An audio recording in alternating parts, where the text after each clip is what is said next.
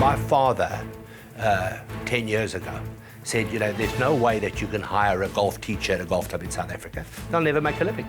I mean, my father wouldn't believe what you've done as a coach in golf. The kind of success that you've had, the money that you've made is unbelievable to somebody that was around 20 years ago. I mean, it still shocks me because, I mean, there's no way that I'd pay the price that I charge for a lesson if I was going to take one, that's for sure.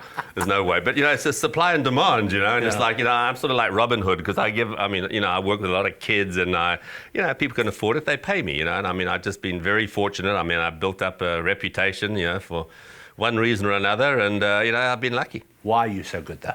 Because you obviously are. I tell a little story when I do clinics. I said, people ask me, what's the difference between teaching now, today, 2013, and say back then when you started, in the 70s, So I said, he said, back then, somebody asked you for a lesson, you go out there and you'd say, Mr. Smith, they have a lovely word in America. It's called sucks, okay? So, I think, your swing really sucks. I think we should have 6 lessons, So we go ahead and we work at it. And probably, I was teaching what the heck ever I was working on that particular day. I mean, I'd read something in Golf Digest or whatever. And I'd say, oh, okay, well, let me see if it works with this guy, I mean, because back then, it was very much trial and error. We didn't have video cameras and all the rest of it. So I mean, so today, we have every ModCon, okay, we've got all the technology, we've got force plates, we've got accelerometers, we've got biomechanical analysis, obviously we've got video, we've got all the high-speed cameras, we've got brain mapping,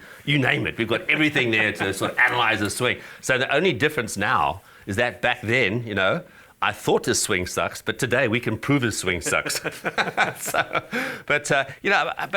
obviously got a great eye, though, for the swing. The eye is the thing, I think, and you sort of, you look at, one of the greatest teachers who I ever had the great opportunity to be around was John Jacobs. Now, John, he was amazing. I mean, he'd go everything by the ball flight. Hey, well, the ball's doing this, so you're doing that. I mean, the ball doesn't lie. I mean, hey, the club face is closed because it's going left, that sort of thing. So, I learned a tremendous amount, just from him. And I was always interested in the swing because to me, it was a mystery and it's still a mystery, okay, because we're all different. And how do we get this person, depending on their ability level and how much time they have to play and to practice and their goals and desires, et cetera, how do we get this person to play to their potential? And so, yes, we go about it in different ways. There's no one swing, as we know. I mean, hey, everybody swings differently. I mean, and when you look at so many of the great players, especially of yesteryear, it was more by accident than by design that they found a way. They found a way to repeat. They found a way to get the club face on the ball, to get the ball starting online, to be able to shape shots and so on and so forth. And trial and error, opinions, feelings. I mean, and why has so much been written through the years about so little? You think about it, I mean, it's incredible, really. And some players were just they were blessed. I mean, when I think back to Simon Hobday, I mean, he was one of the premier ball strikers. I mean, there's not many players. I mean, I can think of. I never got to see Ben Hogan. Unfortunately, Frosty actually set up for me to go and see Ben Hogan, and actually got ill, and that was really the start of his demise, really. And so I was it was sad. I never got to watch him hit balls, but I remember watching Lee Trevino when he came over and played in South Africa, and just the strike. I mean, and you look at Nick Price. I mean, the strike that he had on it was just incredible. And Hobday, I mean, just one of the best iron players. I mean, just amazing. That nice little short, compact swing, and his swing actually got shorter over the years, but I mean, it was just beautiful. I mean, it was just like. And repetitive. I mean, it was like, I spent a lot of time with Simon because I remember when he came down from Zambia, and I mean, I remember he and Len Castignani, I remember, got kicked out of Zambia there for playing down in South Africa, and Simon came down. I mean, I don't think he had any intention of turning pro, but he did because he needed to make a living, because obviously he was a farmer up there. And just a wonderful ball striker. I mean, I can think back, you can, I remember playing with him. We were playing in like a foursomes event or a greensome or something, and his partner hit a shot, not a very good shot there, and Simon hit this driver off the fairway. I remember it was the 11th hole at Chapman. Hit this driver off the fairway over the water. I mean, it was just an incredible shot. You know, and I think back, just like, who the heck would hit a driver back then? I remember used to use an old Arnold Palmer driver with an aluminium shaft. Yeah, I remember the clubs well because I mean, I spent a lot of time with Simon and played quite a bit with him, and it was just like he was a guy you just loved being around. I mean, there's certain play. I mean, you like Gary, you just love being around Gary because his enthusiasm and his energy and his positiveness. And one thing about you, you clearly are a great communicator, and that's probably been the secret to your success. I think listen, I think it's all about communication, to be honest, Dale. I mean, look, you have to suss out a person, the way they think.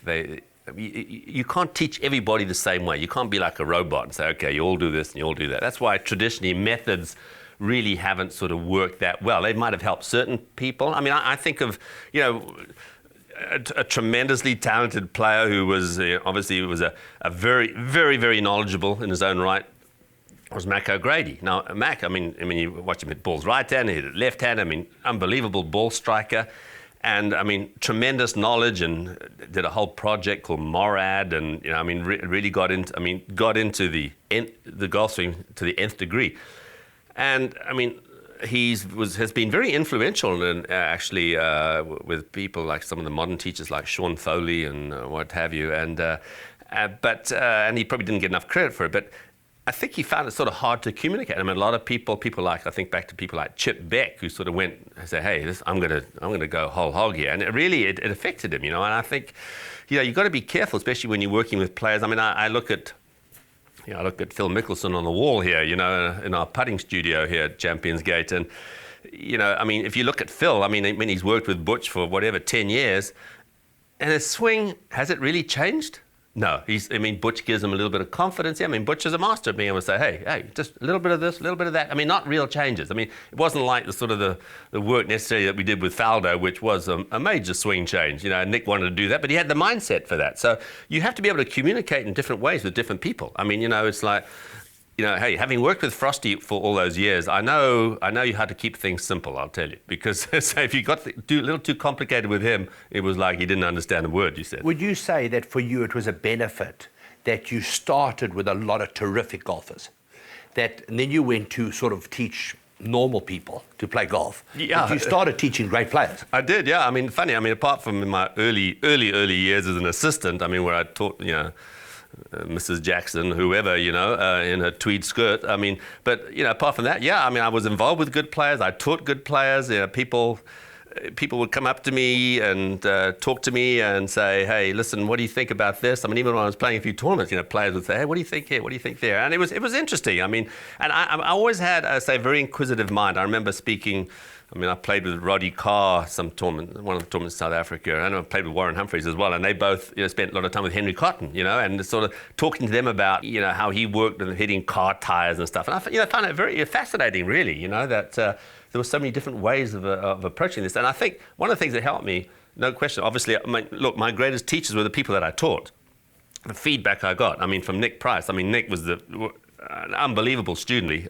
Some of the stuff that we worked on together, indirectly helped Nick Faldo, and it was like, just because of my knowledge and understanding, and you got a sort of a machine here who could, do certain things with the golf ball that, I couldn't do. And so I learned a tremendous amount from working with these great players. And also I think growing up in the non-age of video. Today every coach has a video, and you're looking and you're checking out, so instinct helped me too. Just looking at the ball flight and hearing the sound of the strike and just seeing certain things, and so that helped me. So obviously video was a tremendous asset as time went by, because you could help to explain things to people rather than just them. Hopefully, verbiage might get through, but on the other hand, the visual aspect is very, very important.